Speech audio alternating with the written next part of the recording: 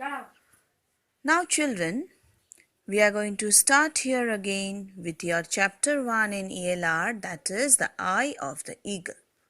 Now, see here, this is your book, ELR, and this is the first chapter of ELR, that is the Eye of the Eagle. Now, this chapter has got 8 pages 1, 2, 3, 4, and 5, 6, 7, and 8 pages. Now I'm going to explain y'all the first 4 pages in the chapter. Now this chapter is about a small boy called Jay and his dog Motu when Jay had gone to spend his holidays with his grandfather in a village. Now his grandfather had a herd of sheep. Jay's duty was to look after the sheep, take them for grazing, and bring them back safely. The chapter is regarding how Jay used to take the sheep every day to the meadow, keep them for grazing, and bring them back safely. Now, it was very difficult for Jay to bring them back safely since the place was attacked by an eagle one day after the other. Every day or every time, whenever Jay used to take the eagles up there for grazing, an eagle used to come up and sit there, and it wanted to carry away the little lambs, the little fleas with it. So now we start the chapter. This is the first day when Jay and Motu, his dog, had taken the sheep up there in the hills for grazing. Every moment they were very conscious because a golden eagle, the king of the skies over the higher Himalayas, was ready to swoop down and seize its prey. Now what was the prey? The little lamb. Motu used to run about barking furiously since he wasn't very good at keeping the sheep together. Jay used to help him out to keep the sheep together, and they used to take care of the lamb. They also were afraid of leopards and wolves which used to live at a distance. Now, every day or that day when the chapter started, we find that Jay was counting the lambs which were bleating loudly and staying close to their mothers when suddenly he heard and looked up and saw that over a rocky ledge near the steep path of the Tung Valley, the golden eagle was circling the rocks. The bird suddenly disappeared from the sight, and then again it rose up with a small creature in its grasp. So now Jay was terrified because Jay saw that the eagle had taken away a lamb with it. There was nothing that Jay and Motu could do except state helplessly and angrily at the disappearing eagle. Now, we see that they returned back home and they were very sad.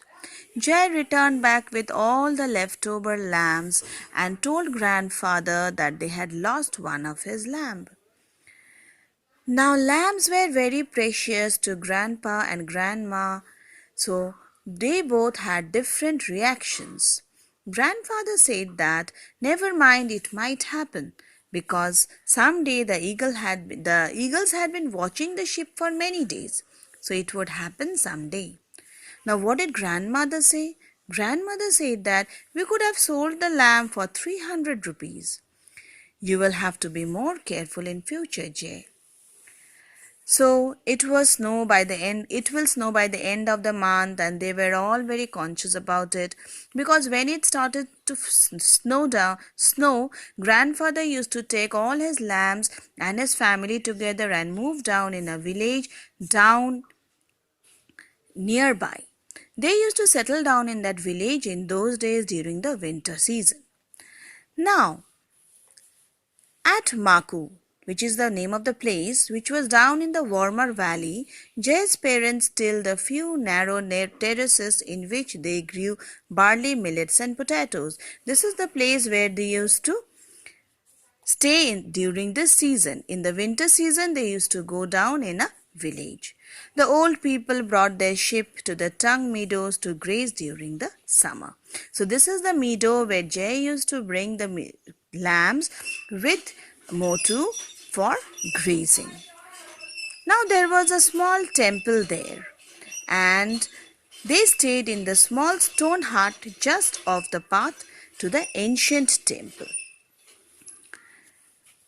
The following day again, Jay and Motu were very careful. They did not let the ship out of sight for a moment also. Now that day the great eagle did not come. It could not be seen that day. So with its powerful beak and talons, the eagle was more than a match for the boy or the dog. So both were very afraid if the eagle would come back. The next day the golden eagle again stood on the rocky ledge, and it was staring majestically across the valley. Those strange orange-yellow eyes could spot a field rat also, or a mouse. That is why we see here that the name of the chapter here is Eye of the Eagle.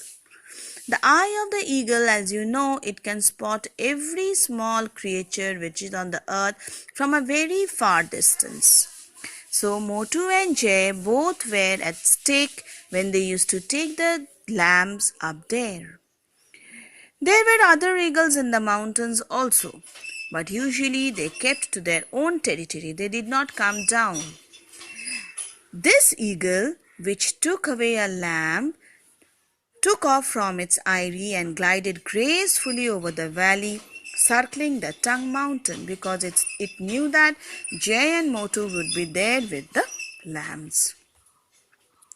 Below lay the old temple built from slabs of grey granite, and on the meadows below the pit the sheep grazed. The bird's shadow slid over the sun-slit slopes the next day. The eagle saw the boy and the dog too, but it did not fear them. One of you asked me the question, was the eagle afraid of Jay? No, the eagle was not afraid. Jay did not see the eagle until it swept round an outcrop of the rocks around 100 feet away. Now Motu saw the bird in time, and with a low growl he dashed forward and reached the side of the lamb. There was a terrible collision, and the eagle screamed with rage. The eagle got hurt. The lamb tumbled down to the slope, and Motu howled in pain. Motu also got hurt that day. The big bird, a little stunned by the clash, because the bird never knew that somebody is going to attack him, flew off unsteadily with a mighty beating of its wings. Motu had saved the lamb that day. Jay ran up to Motu, who lay whimpering on the ground because he was hurt. There was no sign of the eagle now, so quickly what did Jay do? He removed his shirt from his vest and he wrapped the wound in Motu. Motu was hurt. Jay could not pick up Motu since Motu was quite heavy for him. So he stood up and cupped his hands in his mouth and began to call for his grandfather. Dada, Dada, he shouted, and grandfather came up stumbling, and together they lifted Motu and carried him home. Motu had a bad wound that day, but grandfather cleaned it up and made a paste of herbs and applied it. And grandfather said that within some days probably it will be snowing and we will be returning back to the villages. Meanwhile, the sheep had to be taken out to graze again, and grandfather decided to accompany Jay for the remaining period. So this much for today as an explanation. Now coming back here, boys and girls, just see the first question as reference to context here. I wonder what grandfather will say. Who said this? You know, Motu said this. What had happened to make him worry about grandfather's reaction? Who said this? Will be Jay said this. Now, what had happened to make him worry about grandfather's reaction? Because Jay and Motu, they had lost one of the lamb. That's why they were concerned about it. What did grandfather say when he learnt of the incident? Grandfather said that it might happen because the eagle were after the lambs for many days. Now number 2 there. Are you afraid of the eagle? Grandfather asked Jay. Why did grandfather ask Jay this question? Because grandfather knew that Motu will not be able to accompany Jay now. Motu was sick. That is why grandfather asked this question to Jay. What was Jay's response? Jay was afraid of the eagle. So of course he said that he was afraid to go with the lambs alone. Who looked after Motu? So Motu was back at home. And who looked after him?